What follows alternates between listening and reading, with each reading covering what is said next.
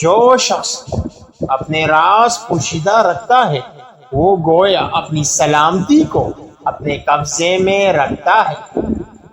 جو آدمی اپنے آپ کو عالم کہے وہ جاہل ہے، اور جو اپنے آپ کو جنتی بتائے وہ جہنمی ہے۔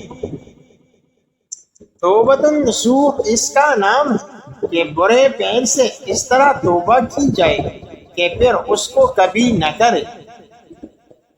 کسی مسلمان کے لیے یہ زیبا نہیں کہ تلاشی رزق میں بیٹھ جائے اور دعا کرے کہ اے خدا مجھ کو رزق دے، کیونکہ تم کو معلوم ہے کہ آسمان سے چاندی اور سونا نہیں برستا۔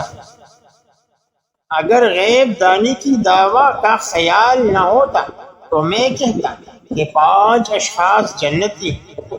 وہ محتاج جو عیاد دار مگر صابر ہو، وہ عورت جس کا خاوند اس سے راضی و خوش ہو، وہ عورت جس نے اپنے شوہر کا حق مہر معاف کر دیا ہو، وہ جس کے والدین اس سے خوش ہو، اور وہ جو اپنے گناہوں سے سچی توبہ کر لے۔